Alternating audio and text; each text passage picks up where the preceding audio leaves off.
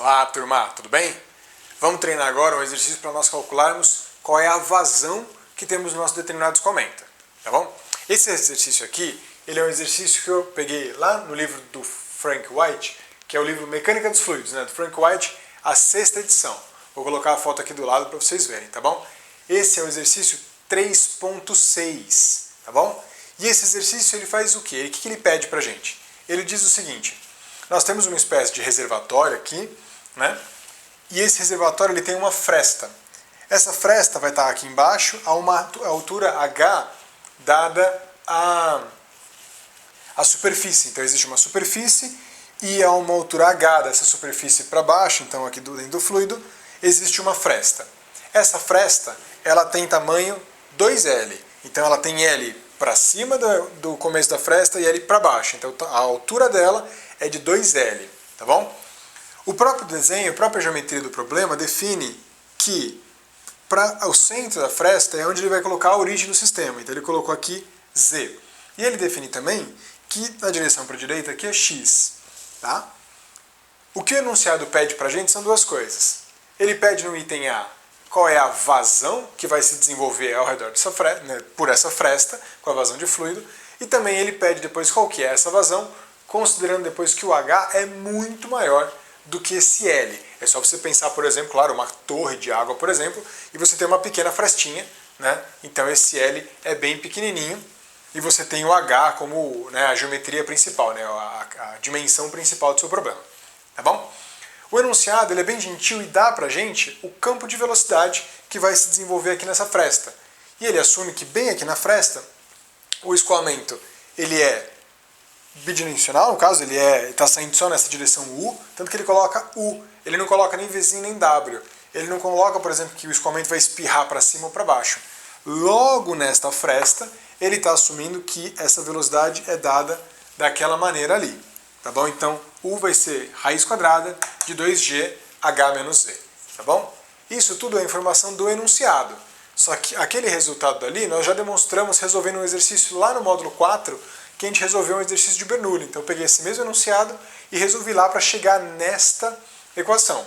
Tá bom? Então se você está curioso em saber como que a gente chegaria nesse tipo de resultado, dá uma olhada no exercício que já foi resolvido lá atrás. Tá bom?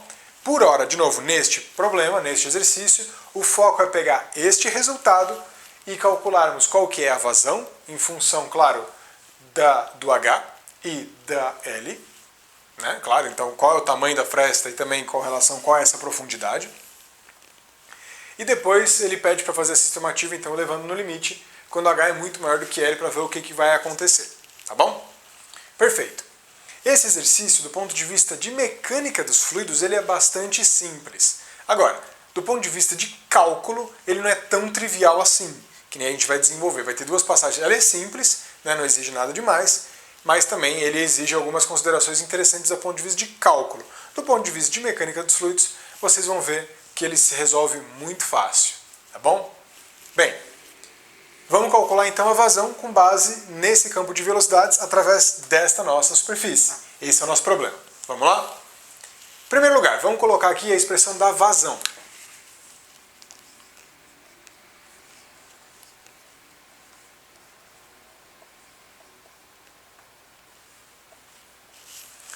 Aqui, quando ele não fala, ele está falando, no caso o enunciado fala, eu que não falei. O enunciado está pedindo a vazão mássica. Aliás, desculpa, a vazão volumétrica, perdão. Ele pede a vazão volumétrica, que é o quê?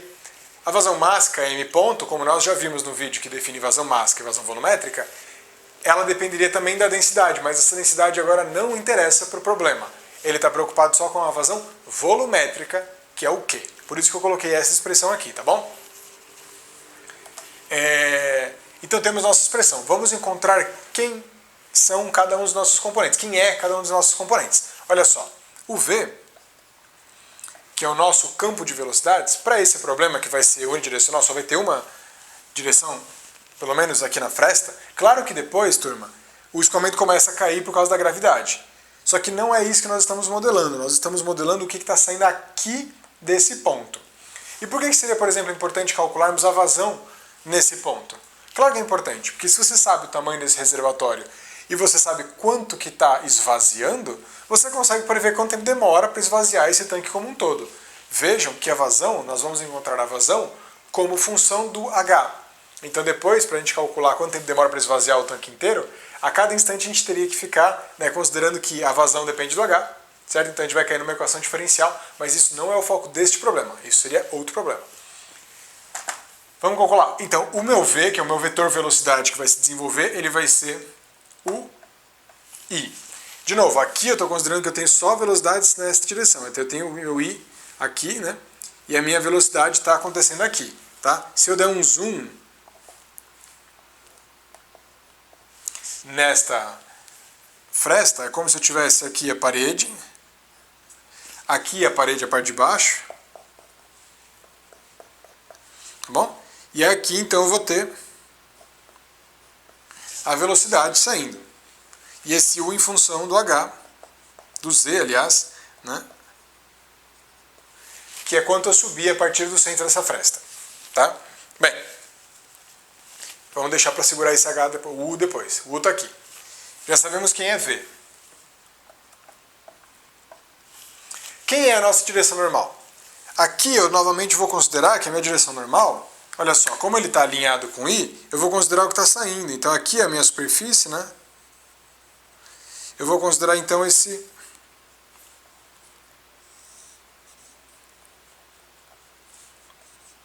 Desenhei ele grandão assim para chamar atenção mesmo, né? Mas a ideia é que seja um versor I que está alinhado, né, com o OX, a direção I mesmo, né, horizontal para a direita, tá bom? Então a direção normal, estou considerando para fora do meu volume, então esse é meu volume, estou considerando lá para fora, então isso aqui vai ser I, tudo bem? O que mais? Ah, vamos discutir uma questão importante agora. Aqui, olha só, turma, nós vamos fazer uma integral que é uma integral dupla, porque a gente vai considerar a vazão por essa fresta. Agora, como que essa fresta é? O enunciado ele só fala fresta, ele fala que tem uma fresta e esse escoamento vai acontecer. Só que para a gente entender isso daqui direito, o primeiro pensamento que talvez venha na cabeça é que você tem um furo e não uma fresta. Uma fresta é como se fosse um furo, entre aspas, comprido, é um buraco longo, comprido, tá? Não é um furo que geralmente acaba associando a uma geometria circular. Tá? Então, para a gente pensar esse problema daqui, o que a gente tem que entender, na verdade, é como se esse reservatório, ele na verdade, fosse, né, ele continuasse para cá.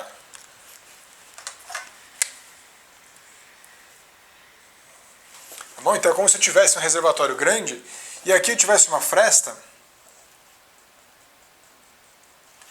que ia continuar para lá também. Tá bom? Só para a gente terminar o problema, né, eu vou definir aqui que ele para nessa região, por exemplo. Então eu tenho um comprimento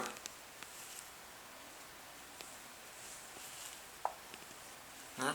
Eu vou definir aqui, por exemplo, esse comprimento C, tá? Não seria necessário. Não seria necessário. Estou colocando isso para ficar um pouco mais didático. Porque eu posso pensar na vazão por profundidade disso daqui, né? Por profundidade não vertical aqui, mas por largura, digamos assim, dessa fresta, tá? Essa seria a ideia, eu poderia pensar em vazão por largura. Mas para não deixar esse conceito, eu vou acabar definindo o conceito C para a gente trabalhar do jeito que a gente está acostumado, mais simples. Tá? Se depois você deve ficar com dúvida, não ficar entendendo o que eu estou querendo dizer agora, escreve aqui nos comentários que a gente tenta resolver. Tá bom? Mas olha lá, vamos pensar com calma então. Essa nossa região aqui, quem é dA?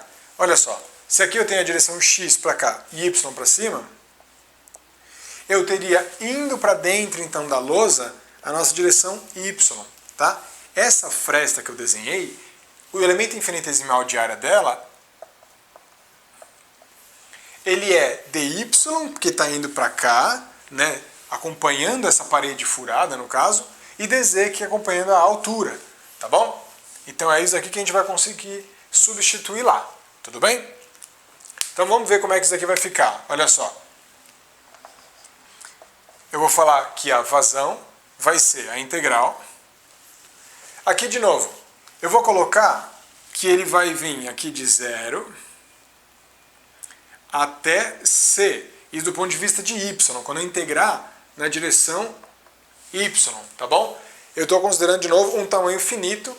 A ideia do exercício ele não define esse tamanho, mas tanto faz. A questão é por unidade de comprimento. Essa é a ideia que a gente vai ter que ter na cabeça. Então eu vou falar que ele vai integrar aqui de 0 até c, que é o meu domínio na direção y, que vai ser então aqui esse tridimensional para fora do plano.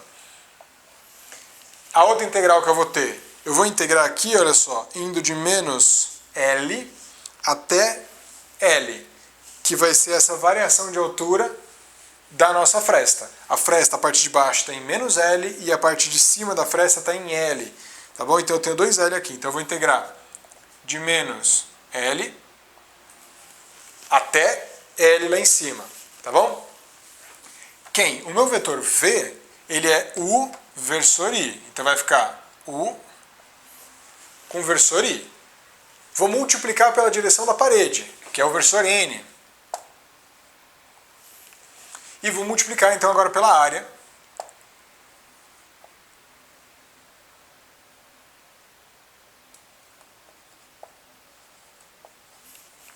Coloquei lá dz dy, que a primeira integral que eu vou resolver, tá?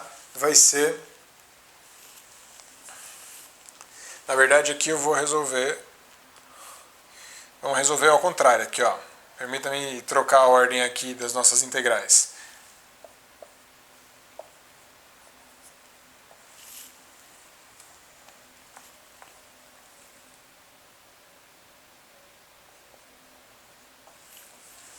Desculpa, eu troquei a ordem aqui das nossas integrais. Eu vou primeiro resolver essa integral que é a simples, só indo para o fundo, porque nada muda. É uma integral constante aqui, é uma integral de uma constante na direção y. Aí eu vou deixar por último essa integral mais elaborada, que é a integral na direção z. Tudo bem? Só que olha só, isso é de menos, de novo. I vezes versor I vai dar 1. Então isso aqui vai ficar...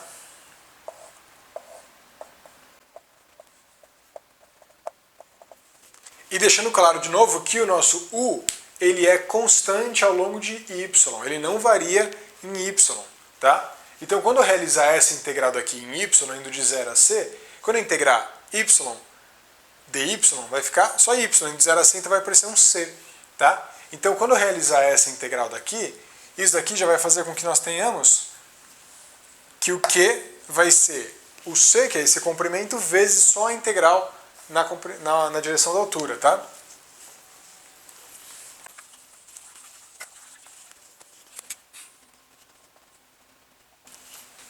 Então o que eu falei agora foi isso.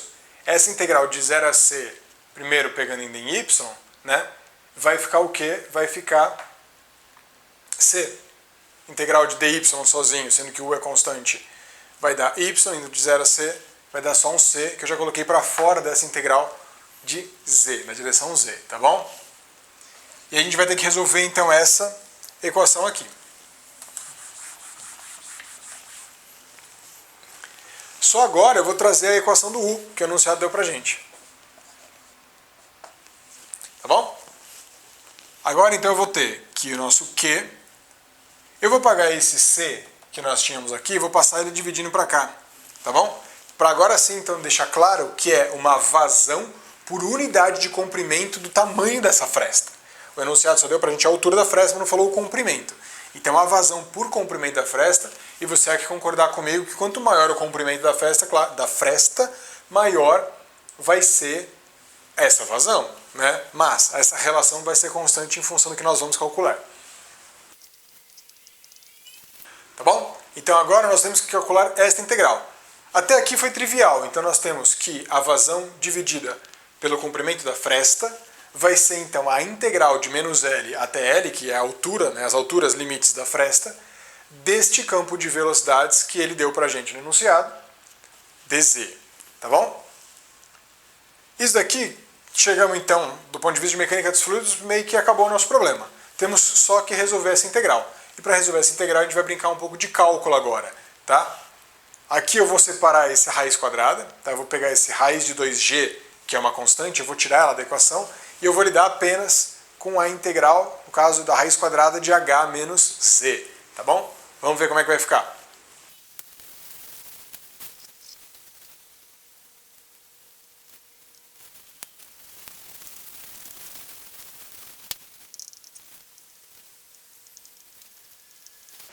Olha só, eu apaguei a lousa para a gente ter um pouco mais de espaço que a gente vai precisar. nós tínhamos que essa raiz quadrada de 2g estava dentro da integral. Coloquei para fora porque isso não muda nada, é uma constante. Então tirei ela da minha integral. Tudo bem? Vamos resolver aquele termo lá dentro agora. Para resolver essa integral de uma raiz quadrada, eu vou fazer uma mudança de variáveis, tá bom? E eu vou fazer o seguinte, eu vou chamar o ômega, eu vou chamar um ômega, e esse ômega vai ser h menos z. Se eu derivar esse ômega, tiver um d ômega, esse diferencial vai ser, como h é uma constante, menos dz, tá bom? A nossa integral, ela dentro de z como nosso domínio, ela vai de menos L até L. Só que olha só.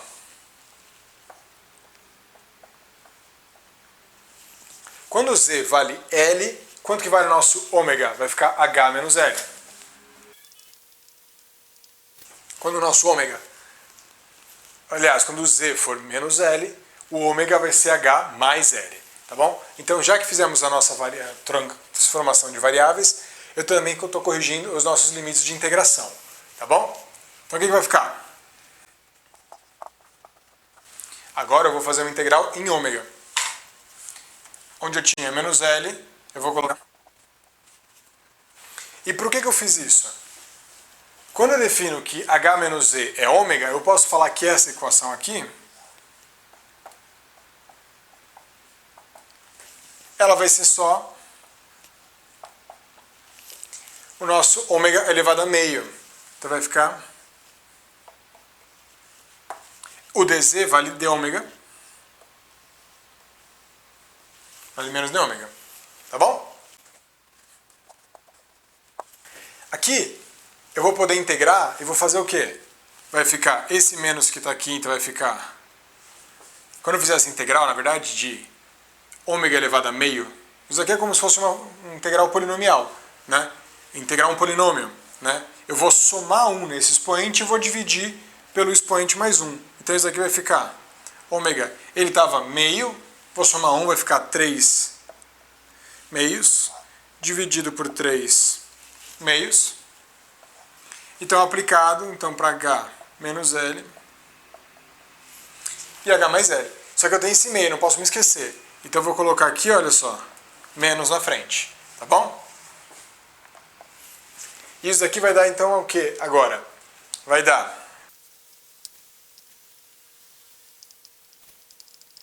Então eu apliquei agora os nossos limites de integração, né? A nossa vazão vai dar então essa quantidade, aplicado nesse limite nesses intervalos de integração.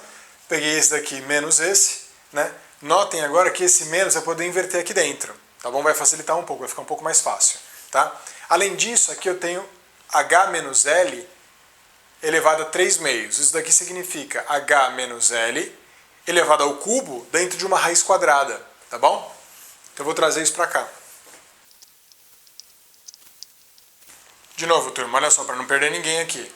Esse menos que está aqui fora eu vou usar para inverter esses sinais. Então eu vou colocar H mais L elevado a 3 sobre 2 menos H menos L. Isso vai me fazer lidar com esse sinal. Além disso, esse elevado a meio significa raiz quadrada. Então eu vou colocar uma raiz quadrada menos outra raiz quadrada. E aqui dentro dessas raízes quadradas, eu tenho este binômio ao cubo, tá? Então esse primeiro que eu troquei o sinal, e depois esse.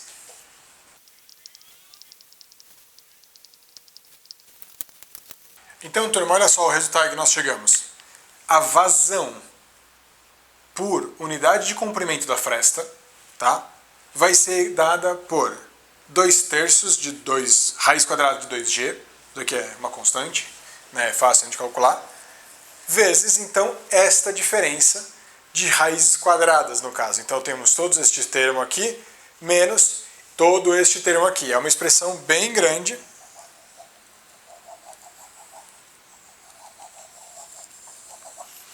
É uma expressão bem grande, mas que nos dá qual é a vazão em função tanto do parâmetro H quanto do parâmetro L, que é o tamanho, né, da nossa fresta, é a altura da nossa fresta.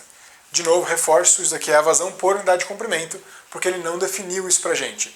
Esta vazão Q que ela está medida ainda em metros cúbicos por segundo, ou litros por segundo. Tá? Você também poderia pensar numa vazão por unidade de comprimento. Então esse Q, se você não coloca essa divisão por C e não faz essa integral, você acabaria chegando numa quantidade que seria metros quadrados por segundo. Você tem que tomar cuidado que a interpretação física real seria metros cúbicos por segundo por metro.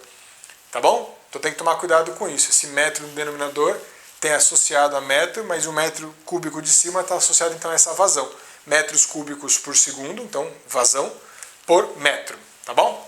E bem, esta aqui seria a resposta do nosso item A, que é qual é a vazão por unidade de comprimento em função das características geométricas do nosso problema. Tá bom? Do ponto de vista de mecânica dos fluidos simples, só dá esse trabalhinho e resolver essa integral. Brincadeira de cálculo.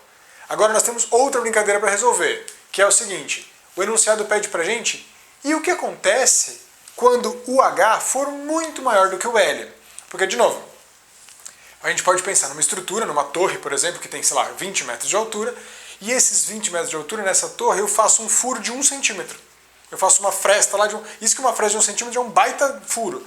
Eu posso ter uma fresta ainda menor. Tudo bem?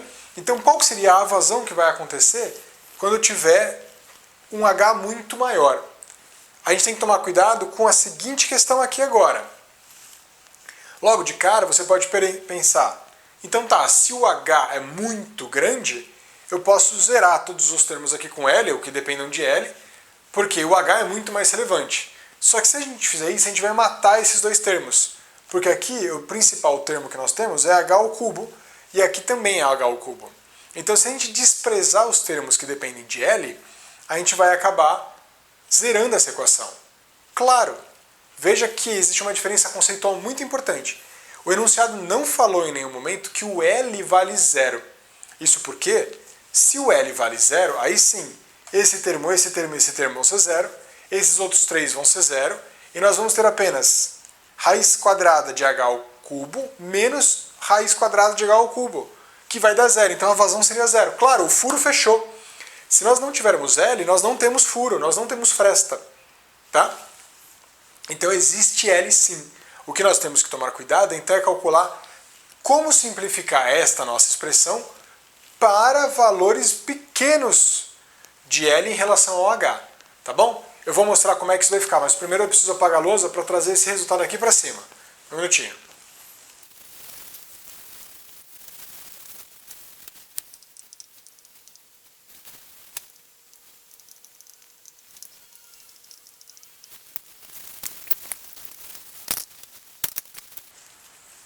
Olha só, turma, peguei a expressão que estava aqui embaixo e joguei ela aqui para cima.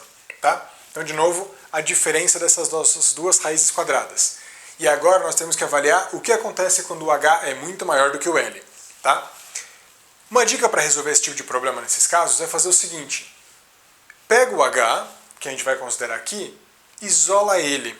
Tá? Vamos tirar o H dessa análise primeiro.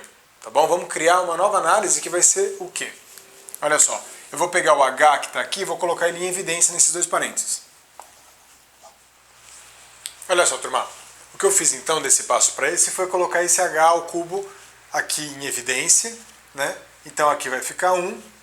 Nesse termo tinha 3H ao quadrado sobre L. Quando eu dividi por H ao cubo para colocar ele lá na frente, né? Esse H ao quadrado vai dividir e vai sobrar só um H no denominador. Isso vai acontecer com todos os termos em seguida. Então notem que aqui nós tínhamos H, ficou um H ao quadrado embaixo. Nesse L ao cubo que não tinha nenhum H, quando eu dividi por L ao cubo, quando eu dividir por H ao cubo, que eu coloquei ele aqui na frente, né, se eu multipliquei ele aqui na frente, eu tenho que dividir aqui. Então eu dividi por H ao cubo. Então eu fiz isso, eu coloquei o H ao cubo na frente e aí foi, né, como cascata aparecendo nos denominadores lá pra frente. Tá bom? O que acontece? Agora eu vou assumir, então, ó, para H muito maior do que L, olha que interessante. O que vai acontecer é o seguinte. Estes termos todos aqui, olha só, L ao cubo sobre H ao cubo. Eu estou falando que o H é muito maior do que o L. Então quando a gente pegar essa relação ao cubo, L sobre H já é um número pequeno, porque H é maior. Ao cubo vai ser muito pequeno ainda, vai ser muito, muito menor. Então nesse sentido eu vou desprezar essa parcela, eu vou ignorar essa parcela. E a mesma coisa eu vou fazer com essa daqui do quadrado, porque também vai ser muito pequeno. Então note que os valores são diferentes. Aqui eu tenho mais 3L² mais L ao cubo. Aqui, como era outra expressão, né, mais e aqui é menos. O ponto é, esse L sobre H, quando o H é muito maior, tanto essa parcela ao quadrado quanto a parcela ao cubo, as duas vão zerar praticamente, vão ficar tão pequenos esses termos, principalmente que eu vou somar isso a 1 depois aqui na frente. Então esse 1 é muito maior do que essas parcelas, eu vou desprezar. Aí você pode me perguntar, mas César, por que você não apagou também esse termo do L sobre H?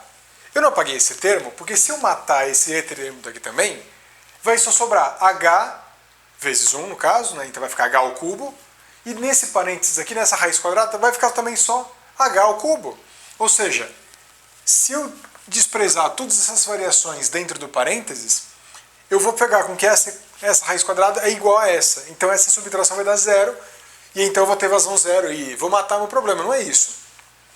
Eu quero simplificar. Eu estou desprezando termos que, sabiamente, são muito menores do que esses outros, só que ainda assim eu não posso desprezar isso daqui, porque senão vai dar zero. Realmente a diferença que a gente está procurando vai estar nesse termo daqui. Os outros realmente já são muito pequenos. Tá bom? Então, o nosso problema vai ser simplificado para a seguinte questão. Vai ficar da seguinte maneira. Olha só, turma.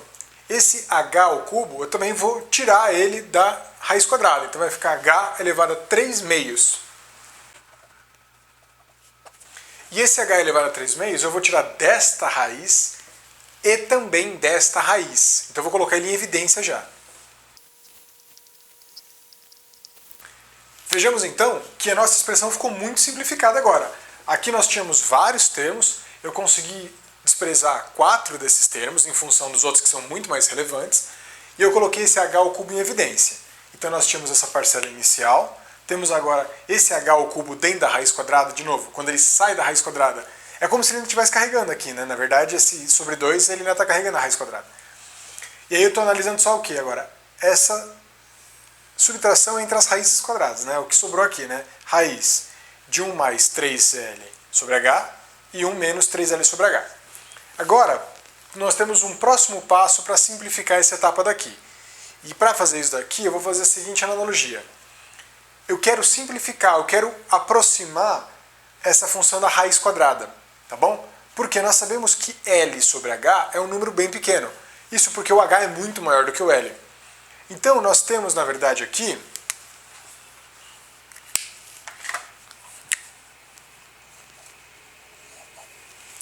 o que nós temos, o que nós podemos pensar é que essa estrutura, raiz quadrada de 1 mais alguma coisa, seja 3L sobre H ou menos 3L sobre H, no fundo isso vale, isso vai ser aproximado por mim como essa função 1 mais x, tá? Eu vou considerar que isso daqui, tanto esse quanto esse, são essa função 1 mais x. Tudo bem? E eu vou fazer o quê? Eu quero simplificar, eu quero linearizar essa minha expressão raiz quadrada de 1 mais x. Eu vou aplicar então nela a série de Taylor, né? Eu vou calcular qual que é o primeiro termo da série de Taylor que vai me descrever essa função de uma maneira um pouco mais simplificada. Tá bom? Eu vou fazer isso aqui então. Eu vou então, ó, esse termo é o que nós vamos continuar daqui a pouco. Só que primeiro eu vou mostrar para vocês como que a gente vai fazer esse trabalho aqui. Como que a gente vai aproximar a raiz quadrada de 1 mais x em uma função linear, tá bom? Vamos ver como é que fica. Então, turma, peguei aquela expressão que havíamos encontrado aqui na parte de baixo, coloquei ela aqui em cima, essa já é uma expressão simplificada, considerando que o h é muito maior do que o l, só que eu ainda quero trabalhar essa subtração das raízes quadradas, tá? Para isso eu vou transformar, então, eu vou considerar que essas raízes quadradas, elas são praticamente esta função raiz quadrada de 1 mais x. Eu vou expandir essa função em série de Taylor para poder linearizar essa função, porque o raiz quadrada não é linear, então eu vou linearizar essa função para poder então efetuar esta subtração, tá bom? Como é que vai ficar? Para que a gente possa fazer a expansão em série de Taylor dessa função, a gente vai fazer o seguinte, né? A função linearizada, né, vai ser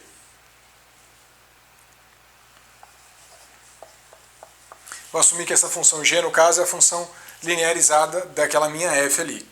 Ela vai ser, então, isso daqui em torno, né? Note que aqui eu vou considerar para 3L sobre H, e aqui o meu x vale menos 3L sobre H. Então eu tenho um número pequenininho positivo e um número pequenininho negativo. Ou seja, eu vou linearizar essa função ao redor de x igual a zero. Tá bom? Então já que eu vou fazer isso, eu vou considerar que o meu g, que no caso eu vou considerar como a minha função linearizada, vai ser o f para x igual a zero, então o próprio valor da função naquele ponto, mais, e aí agora eu vou considerar então x, que vai ser essa minha variação, então eu estou em torno de x, né, x menos zero, né, x vezes, e a derivada que eu vou considerar agora é a derivada dessa função, também aplicada para x igual a zero, tá bom? Aquela função, ela vale, se eu tenho f igual a 1 mais x, eu posso pensar que esse raiz quadrada de 1 mais x é 1 mais x elevado a meio, tá bom? Então o que vai ficar? Quanto vale a função quando x vale zero? Essa função quando x vale zero vale 1 mais 0, dá 1 aqui dentro, raiz quadrada de 1 vai dar 1. Então a função aplicada em x igual a zero vale 1, tá? Mais x vezes, aí aqui eu vou colocar a derivada. A derivada de 1 mais x elevado a meio vai ficar décimo meio, 1 mais x elevado a meio menos 1. Só que isso é aplicado para x igual a zero. Então esse cara daqui, eu já vou colocar zero aqui. Tá bom?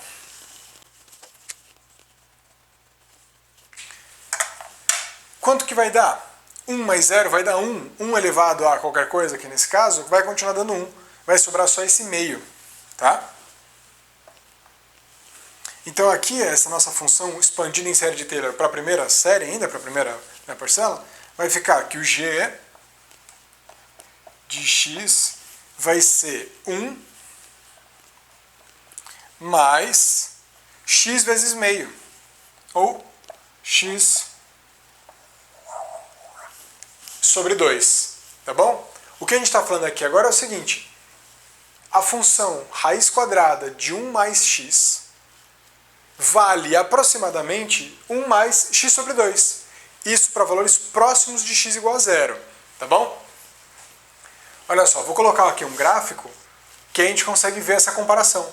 Então olha só, quando a gente tem valores grandes de x, existe uma diferença entre essa reta, que é 1 mais x sobre 2, mas quando eu tenho valores baixos, né, a gente concorda, né, tem uma similaridade muito boa entre os dois resultados. Então é isso que eu vou abusar, voltando aqui para mim, é isso que eu vou usar, esse conceito.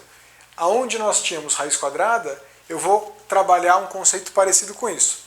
Aqui onde eu tinha x igual a 3L sobre H, eu vou colocar então 3L sobre H aqui, e aqui onde tinha menos 3L sobre H, eu vou colocar aqui também, tá bom? Olha só que interessante.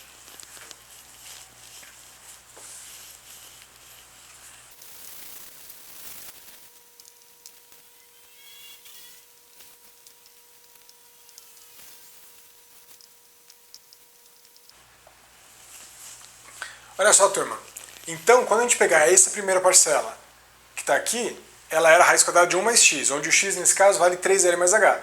Então eu vou expandir esta raiz quadrada em 1 mais meio, como nós já havíamos visto, 1 mais meio de x. X está aqui, vale isso, está aqui. Então, mais meio de x, então vai ficar meio de 3L sobre h, 1 mais 3L sobre 2h. Tá bom? Da mesma maneira, aqui onde estava negativo, eu tenho 1 mais x, só que aqui o x vale menos 3L sobre h.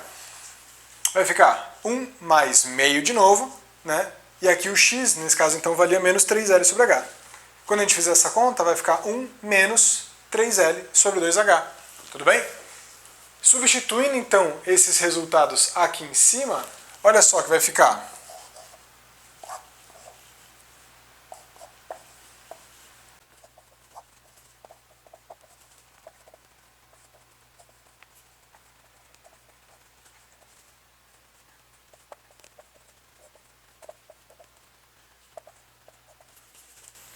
Então, turma, Peguei esses dois resultados e coloquei aqui. Copiei essa parte inicial e aquela subtração coloquei aqui. Então, olha só. Essa primeira parcela menos esta. Então, menos 1 ficou aqui menos 1, menos. Essa parcela vai ficar positivo. Né?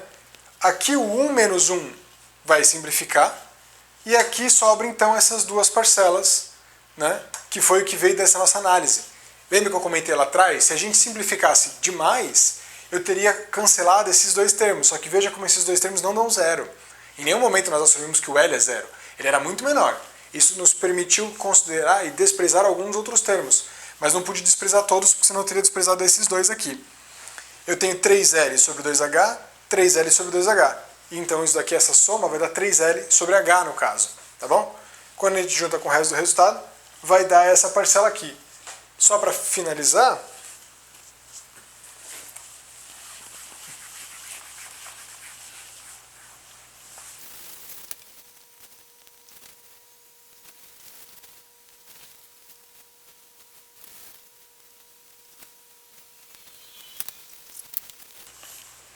olha só, turma, então só para finalizar, o que eu fiz? Esse 3 simplifica com esse 3, esse H elevado a 3 meios sobre H, quando eu simplifico vai ficar só H elevado a meio, que é a raiz quadrada. Então eu já juntei. Esse H coloquei junto com essa raiz quadrada, esse 2 também, coloquei ele dentro da raiz quadrada, ele vai virar um 4 lá dentro, vezes 2 vai dar 8.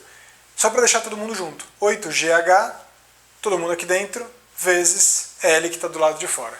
Tá bom? Esse tipo de resultado é super interessante porque nos permite analisar bastante do resultado. Aí, quando a gente chega aqui, a gente consegue, por exemplo, ver se você por acaso dobrar o tamanho da sua fresta, a altura da sua fresta, o esperado, pelo menos para esse momento, desde que você não quebre essa relação de H muito maior do que L, né, você vai dobrar a sua vazão.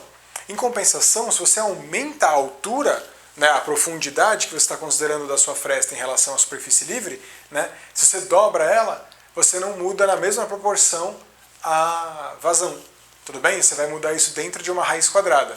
Né? Lembrando sempre que esse resultado aqui é a vazão por unidade de comprimento, claro, tá? Porque eu estou considerando, se a gente faz uma análise dimensional aqui do nosso sistema, né, isso daqui, este lado direito, vai dar metro quadrado por segundo, porque na verdade ele é metro ao cubo por segundo por metro, em função de ser, né, vazão por unidade de comprimento, que seria, né, a boca aqui, que seria a largura dessa nossa fresta. Tá bom? Terminamos o problema. Vimos então que o maior tempo que a gente desenvolveu aqui foi para resolver cálculo, duas vezes. Primeiro, quando a gente teve que fazer aquela primeira simplificação, né, aliás, quando a gente teve que fazer a integração da raiz quadrada, então integramos a raiz quadrada, teve um desenvolvimento, só que depois, aplicando essa aproximação de H muito maior do que L, chegamos nesse resultado super simples para a vazão desse problema. Tudo bem? De novo, a parte de mecânica dos fluidos a gente resolveu lá atrás, foi bastante simples, né? Mas depois o resto do desenvolvimento é praticamente só cálculo, tá bom? E espero que tenha ficado claro esse desenvolvimento que eu propus aqui para vocês ao longo do vídeo, tá bom? Se vocês tiverem alguma dúvida, se alguma passagem ficou meio obscura, talvez não tenha ficado tão clara, comenta aqui nos comentários para que eu possa dar uma corrigida e deixar esse material mais claro para vocês. Mas no fundo, eu espero que tenha sido bem claro, principalmente essa questão de mecânica dos fluidos, que é o escopo, pelo menos, deste curso que estamos vendo agora. Tá bom? Vamos continuar então fazendo outros exercícios. Vejo vocês nas próximas aulas. Até mais!